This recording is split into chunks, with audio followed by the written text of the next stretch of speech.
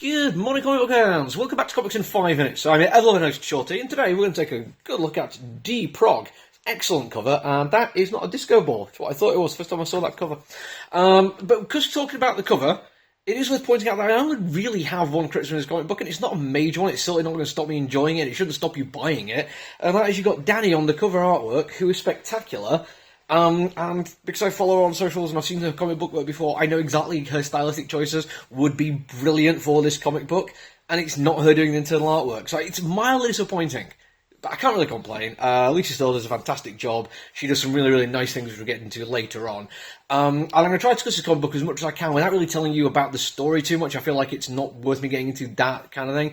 There's more thematic stuff going on here, and how it's all, how the various writing and artist stuff is applied, which leans into thematic choices and storytelling stuff, is way better than just me giving you a blow-by-blow of the story. Some basics though.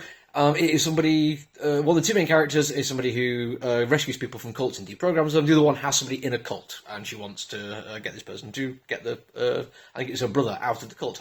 That's all you really need to know. And it says very nicely on the first page for what is potentially one of the most disturbing first pages of a comic book I've ever read. It is absolutely brilliant, and if you think the little M for mature logo on the rating on the back was just a vague warning, this sets you right that this is actually a genuinely mature reader comic book. It is also unapologetically queer, and I use that phrase in the same way that unapologetically straight stuff doesn't get called that, because it just is, and everyone's okay with it, because that's considered to be what the way things are. I, for one, think we're moving towards a world where we won't need to be talking about this kind of thing as much, at least I hoped so, and because of comic books like this, and stories and art like this, which is just unapologetic and lives in that moment 100%, I think we are getting closer and closer to it just being the way things are, and I've got to admire that. It is also a comic book with a lot of kink in it, hence, again, the very mature rating it should have on it. But it's handled really effectively, and it isn't just done salaciously, it feeds into some of the story concepts and ideas, and now we're going to start talking about those. I read Dawn Runner not that long ago, and one of the big things I took away from that one was it was about a sense of identity and legacy, as in what we leave behind.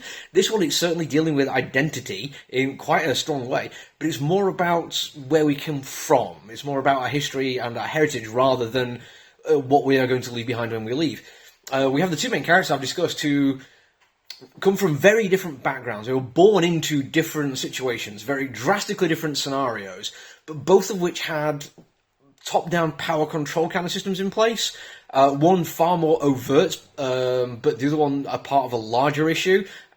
Basically, I get an impression that it's either big inherited wealth kind of thing, or maybe even criminal enterprise, or both, because, you know, could be. Whereas the other one was being brought up, raised, born into a cult.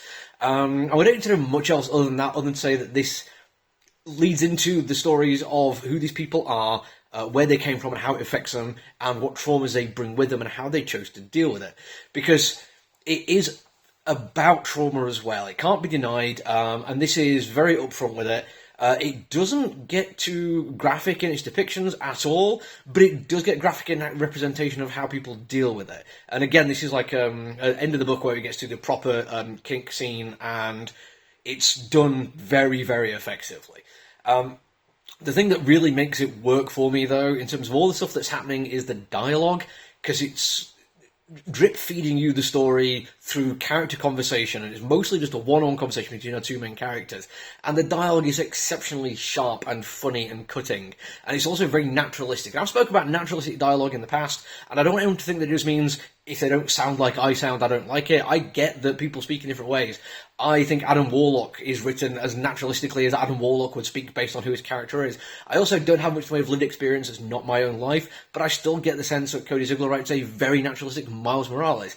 In this situation, we've got Tina Horn, who is writing to exceptionally bright, witty women who both have issues with trust and control, trying to figure out who each other is and what their motivations are. And the conversation it's an interview, it is an interrogation, but it's done as a conversation.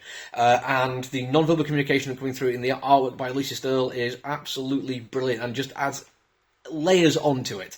It is an exceptionally good book. It's got noir vibes to it in terms of its mystery, and it's got some fantastic hooks that make me want to come back and find out what's going on with it. I would recommend it. It's from a reasonably small company called Dead Sky Publishing, which I've only read a couple of things from, but so far I've got to say I've been impressed with everything I've read from them, so check them out as well, if nothing else. And that's it, I'm out of time. I'm going to do at least one more review this week. Make sure you do the social media things so you don't miss out on it. Until then, look after yourself, everyone. Stay safe. Bye!